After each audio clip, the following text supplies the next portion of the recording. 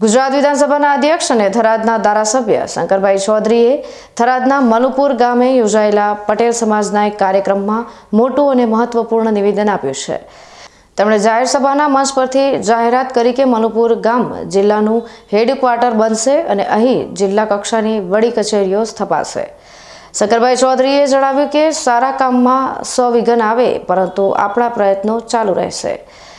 આ નિવેદન દર્શાવે છે કે આ પ્રોજેક્ટ માટે કેટલીક મુશ્કેલીઓ આવી શકે છે, પરંતુ તેઓ તેને પાર પાડવા માટે કટિબદ્ધ છે। તેમણે ઉમેર્યું કે આવી ભવિષ્યવાણીઓ જોખમભરી હોય છે।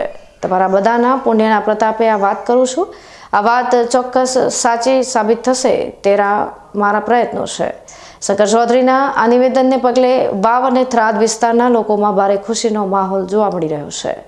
મલુપુરને જિલ્લા હેડક્વાર્ટર બનાવવાની જાહેરાતથી સ્થાનિક વિકાસને વેગ મળશે અને રોજગારીની નવી તકો પણ ઊભી થશે તેવી આશા સેવાઈ રહી છે।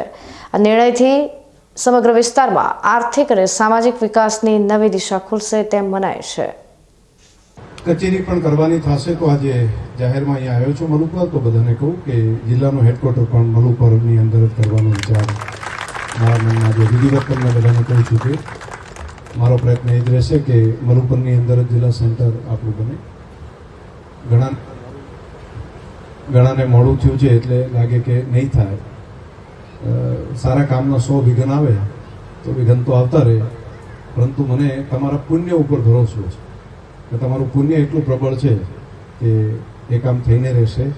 અને નજર સામે જોઉં છું કે મલુપુર ગામ એ જિલ્લાનું હેડક્વાર્ટર અહીંયા આગળ એ બનશે અને આખો જિલ્લો અહીંયા આવશે। આવી ભવિષ્યવાણીઓ જોખમભરી હોય છે, છતાંય પોતાના વચ્ચે આવીને તમારા બધાના પુણ્યના પ્રતાપે હું આ વાત કરું છું કે આ કામની અંદર સફળતા આપણને ચોક્કસ મળશે। એટલે એમાં મનની અંદર ધડકન બહુ ના રાખતા, મને ભગવાને જે બુદ્ધિ શક્તિ આપી છે પૂરી વાપરી દઈશ અને એની આના માટે એ પરિણામ આપણા જિલ્લામાં તમે બધા લાવશું।